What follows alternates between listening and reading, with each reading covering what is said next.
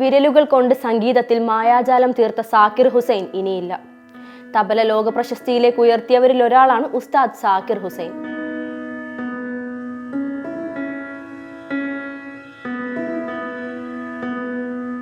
പിതാവായ ഉസ്താദ് അല്ലാറക്കയായിരുന്നു അദ്ദേഹത്തെ സംഗീതത്തിന്റെ ലോകത്തേക്ക് കൈപിടിച്ചുയർത്തിയത്. ജനിച്ചു വീണപ്പോൾ തന്നെ തബലയുടെ താളങ്ങളാണ് കുഞ്ഞു സാക്കിർ ഹുസൈന്റെ ചെവികളിൽ അലയടിച്ചത്.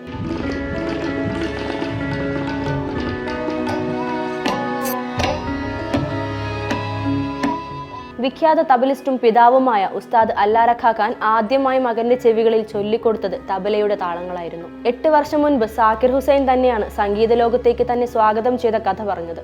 12-ാം വയസ്സ് മുതൽ കച്ചേരികൾ അവതരിപ്പിച്ചുകൊണ്ട് അദ്ദേഹം തന്റെ സംഗീത ലോകത്തേക്കുള്ള ചുവടുവെച്ചു. ജനിച്ചതും വളർന്നതും മുംബൈയിലാണെങ്കിലും മലയാളത്തോട് അദ്ദേഹത്തിന് പ്രത്യേക ഇഷ്ടമായിരുന്നു.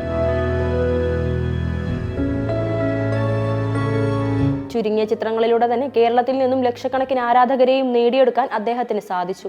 കുറച്ചു വർഷങ്ങൾ നാടകരംഗത്ത് പ്രവർത്തിച്ച ശേഷം ടെലിവിഷനിലും സിനിമയിലും പ്രവർത്തിക്കാനായി അദ്ദേഹം ഡൽഹിയിൽ നിന്നും വീണ്ടും മുംബൈയിലെത്തി. ഫിർദൌസ്, കിറ്റി പാർട്ടി, ഗാഥ തുടങ്ങിയ സീരിയലുകളിലൂടെയാണ് അദ്ദേഹം സ്ക്രീനിൽ അരങ്ങേറ്റം കുറിച്ചത്. 2004-ൽ പുറത്തിറങ്ങിയ ഏക് ഹസീനാത്തിയാണ് ഒരു നടൻ എന്ന നിലയിൽ അദ്ദേഹത്തിന്റെ ആദ്യ ചിത്രം. മലയാളത്തോടുള്ള അദ്ദേഹത്തിന്റെ ഇഷ്ടം അദ്ദേഹത്തെ മോഹൻലാൽ ചിത്രമായ വാനപ്രസ്ഥത്തിലെത്തിച്ചു. വാനപ്രസ്ഥമാണ് അദ്ദേഹം ഈണമൊരുക്കിയ മലയാളത്തിലെ ഏക ചിത്രം. ഈ ഒരൊറ്റ ചിത്രത്തിലൂടെ തന്നെ മലയാളികളുടെ ഹൃദയത്തിൽ ഇടം പിടിക്കാൻ ഇദ്ദേഹത്തിന് സാധിച്ചു.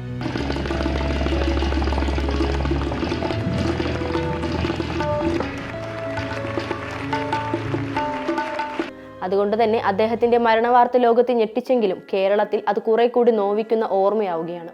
സാൻ ഫ്രാൻസിസ്കോ ആശുപത്രിയിൽ വെച്ചായിരുന്നു ലോക പ്രശസ്ത തബല മാന്ത്രികനായ സാക്കിർ ഹുസൈന്റെ അന്ത്യം. ഇന്നലെ രാത്രിയോടെ സാക്കിർ ഹുസൈൻ അന്തരിച്ചതായി എല്ലാ കേന്ദ്ര വാർത്താ വിതരണ മന്ത്രാലയങ്ങളും വാർത്ത നൽകുകയും പിന്നീട് രാജ്യമെങ്ങുമുള്ള മാധ്യമങ്ങൾ മരണവാർത്ത ജനങ്ങളിലേക്ക് എത്തിക്കുകയും ചെയ്തിരുന്നു. എന്നാൽ രാത്രി ഏറെ വൈകി കുടുംബം അദ്ദേഹത്തിന്റെ മരണവാർത്ത നിഷേധിക്കുകയായിരുന്നു. അദ്ദേഹം ജീവനോടെ ഉണ്ടെന്നും അദ്ദേഹത്തിനായി പ്രാർത്ഥിക്കണമെന്നുമായിരുന്നു കുടുംബം പിന്നീട് ജനങ്ങളോട് അഭ്യർത്ഥിച്ചത്.